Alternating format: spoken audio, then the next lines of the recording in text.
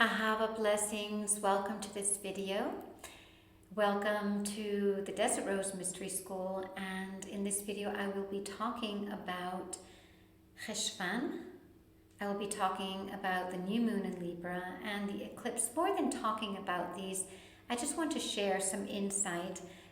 We are entering the month of Cheshvan, and the month of Cheshvan officially starts on October 16th. In this 2023, even though it really starts to go in when the new moon goes in on October 14th, and we also have a solar eclipse. And it's very interesting because Cheshvan is actually the month of Scorpio, but in the Aramaic spirituality and also in the Hebrew lunar cycles, the new cycle begins on each new moon. And although we are experimenting a new moon in Libra, it is also a new cycle, and this is very, very, very ancient. These teachings, this amazing, the new portals that we go into in each cycle. This is even more ancient than religion itself. And so, if you are interested and you feel aligned with mysticism, and especially the Aramaic mysticism, the Christ lineage mysticism, because Yeshua Christ and Mary Magdalene would have actually celebrated Cheshvan in this moment. And so again, as we are going into a new moon in Libra, we have these 2 days to go into the new portal, which always happens. We are given 2 days to fully enter the new cycle. And really a new moon happens more or less a day after the dark moon. We call it new moon, but it's really the dark moon. It's the emptiness. And after the emptiness, the new energies come. And so let's start a little bit. We're all going through a lot right now. We're in a very dark moment of humanity. There's a lot of polarization. There's a lot of pain. There's a lot of death. There's a lot of massacre. There's a lot of terror, right? And so here we have this solar eclipse that just heightens everything and happening in Libra, right? And so when we have an eclipse on a new moon, we know that the potential for whatever we are holding or the intentions that we are seeding are so much greater.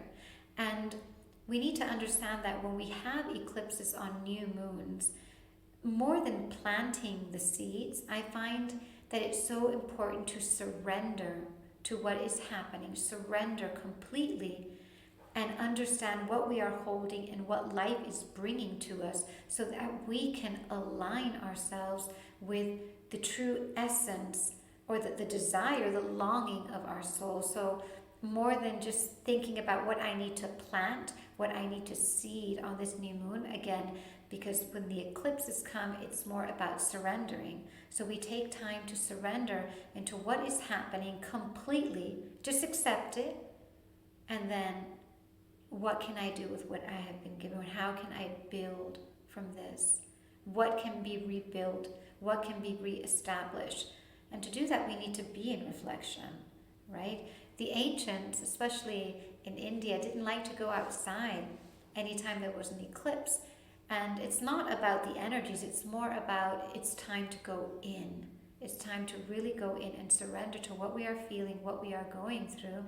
And from this reflection and acknowledgement, we can start to seed, because we know that the new moons that have the eclipse have a lot of influence over the upcoming months. And so we know that Libra is about relationships. Libra is about divine union. It is about spiritual beauty. Libra is about the Shapira, right? And so just have these things really in your awareness when you're looking at all of the situations happening in the world and within us. Everything that is happening outside is also something that is happening within us that we need to look at, especially in these moments. If we decide to heal, if we decide to remove how we terrorize ourselves and other people, how we judge, how we separate, how we think we may be better than other people, if we can just remove all of that and understand that our true essence is the same and our place of origin is the light, and we all come from this place, right?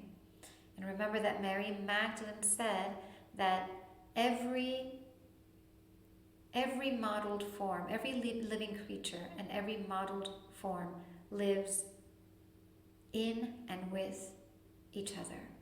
And so that's very important to understand, that I live in you and you live in me, and we also live with each other.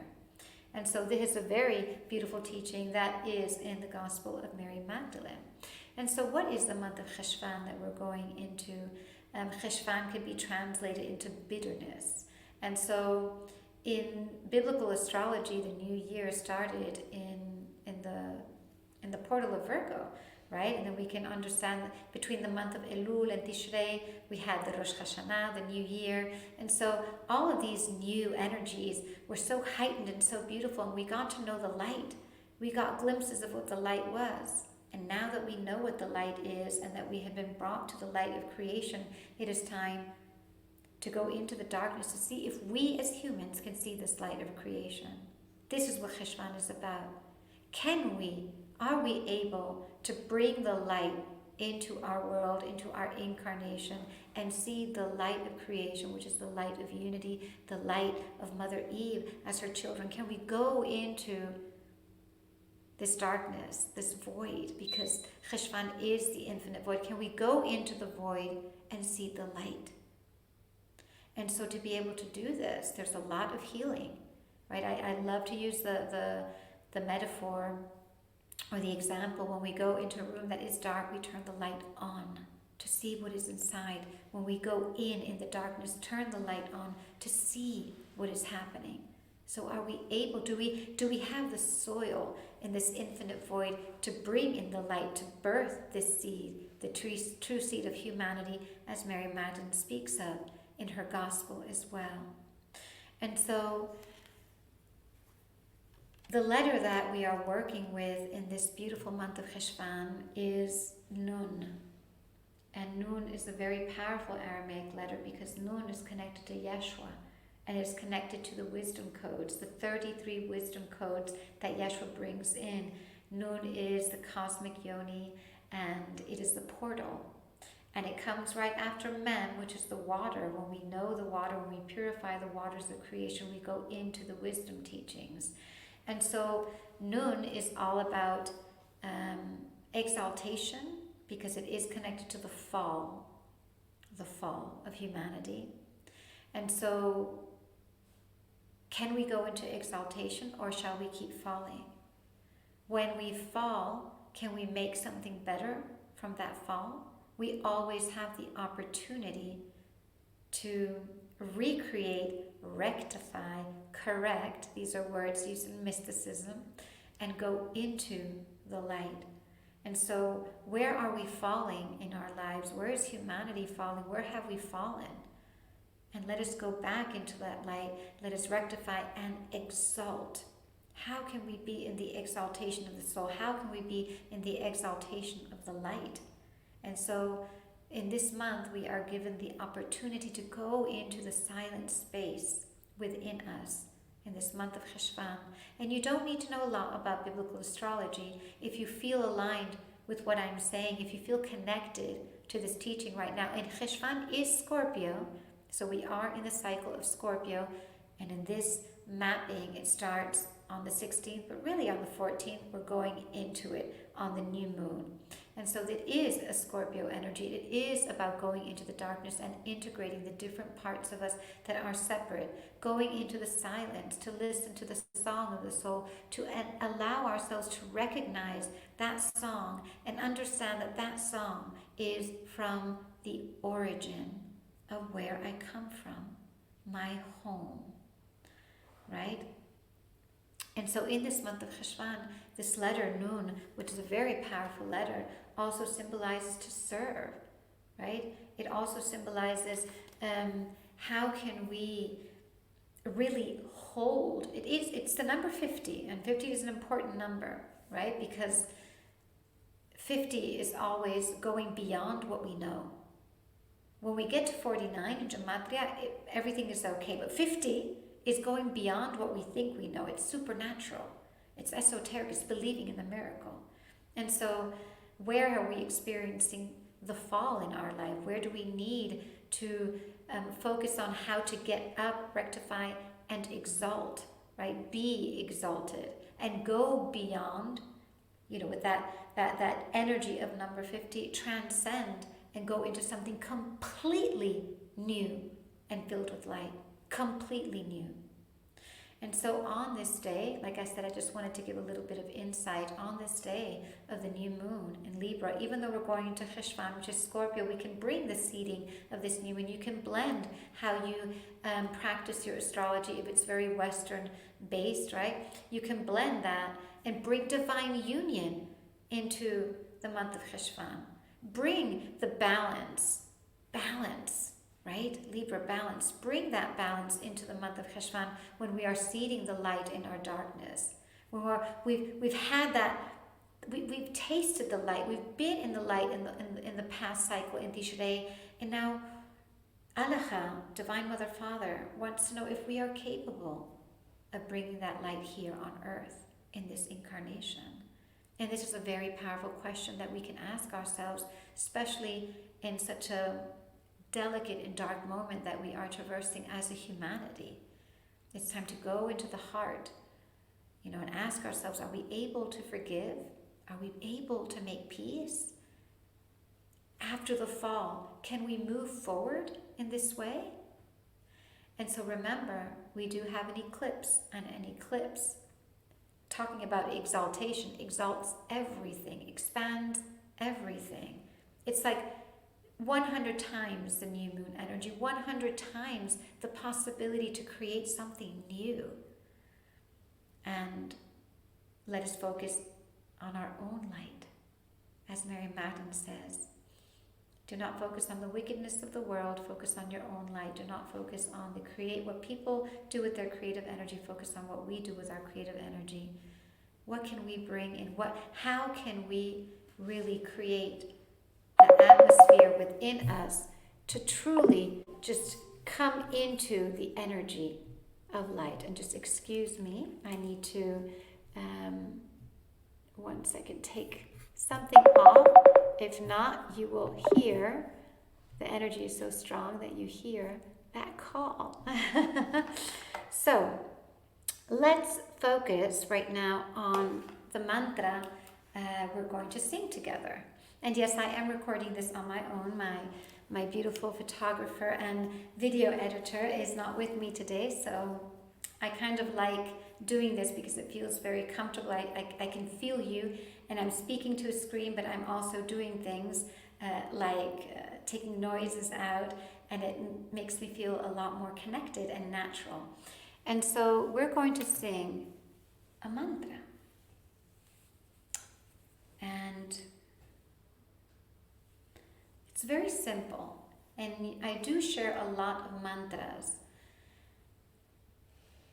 And this mantra, it's just Kadosh in Aramaic, Kadosh, to make sacred.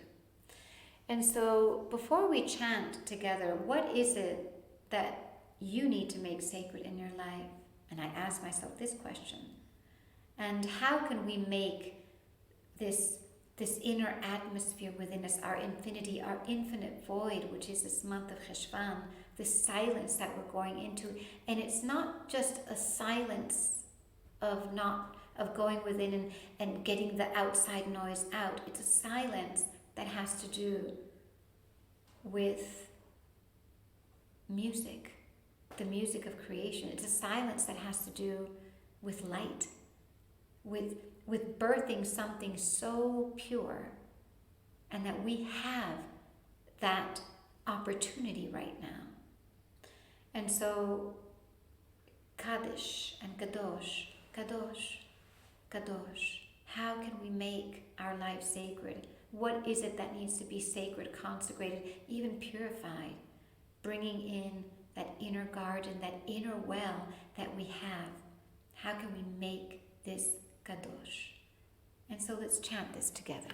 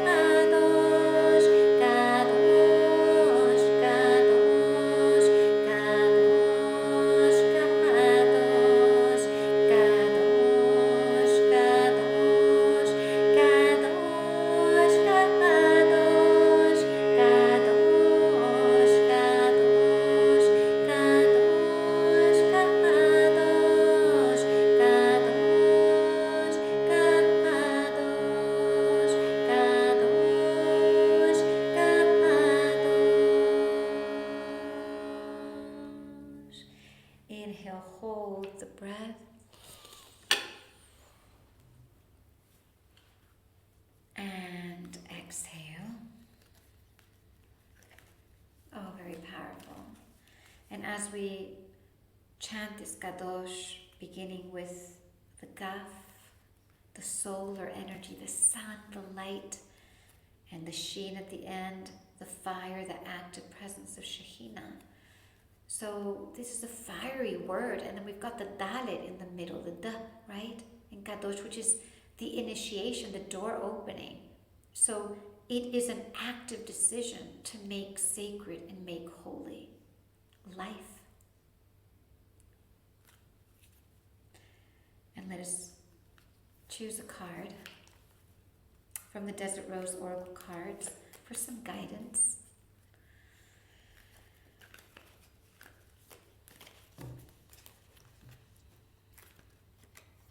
I know that many of you watching this are also going through a lot, and for me it's been very, very difficult. All of this violence and pain and death. Oh, beautiful. Beautiful. And so this is really, really powerful, the cards that have just come up, because I was really, as I was chanting Kadosh, I asked, how can we give me a message through the Desert Rose Oracle cards? Just give me a message. We are currently, if you're watching this on October 14th, we're currently doing our novena, our 9-day devotional journey online. It's a pilgrimage, an inner pilgrimage, and we're actually doing this novena. It's a Shekhinah, a divine feminine presence novena, and it's so everything that we are receiving is so connected to what is happening with the world. Really, really powerful. For me, it's actually one of the most powerful novenas I've ever done, because I've never facilitated a novena of the Holy Spirit, of the divine feminine presence. And every day we're chanting El Shaddai, and then the sentence finishes with different words every day. And El Shaddai is the mother God, the mother principle, right? The nurturing, the fertility, the love, the compassion, the cosmic, right? The infinite. And she came out as our first card, El Shaddai. And the second card, this is a bait spread, and bait is about birthing something. The second card is Mother Eve. And this is also one of the energies that we have been working with in the novena, especially on day 2.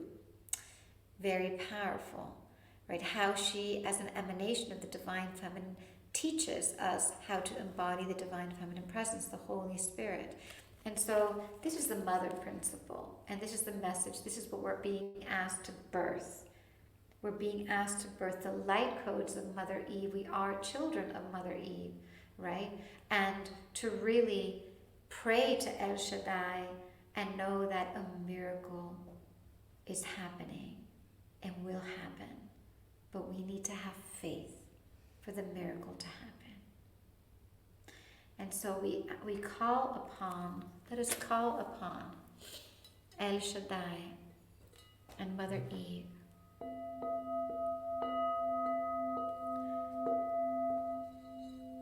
May we be in shalom, in peace, in shlama, in salam, in paz. And as we go into the month of Cheshvan, honoring and being infused by the energy of the eclipse on this new moon, may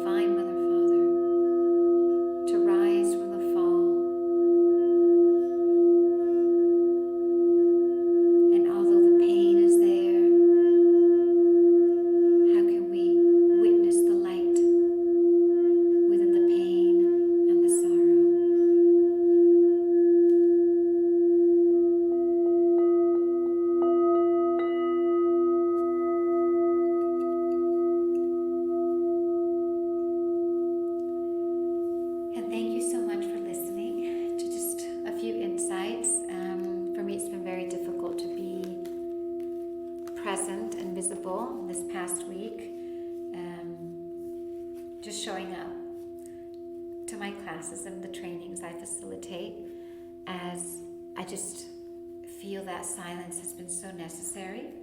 But at the same time, we must witness the light. We must come together. And I'm thanking all of you for your presence in this community. And if this is the first time you're watching the video, my name is Ana Otero. And I am the founder of the Desert Rose Mystery School. Used to be called Mary Magdalene Mystery School. We changed the name about almost 2 years ago, just to bring in a lot of the Desert Rose teachings that are led by Magdalene, the Feminine Christ, the Christ Mystery School, and to honor the creation spirituality that we work with. So sending so much love. If you have any questions or reflections, I love to read you, and just thank you for your presence.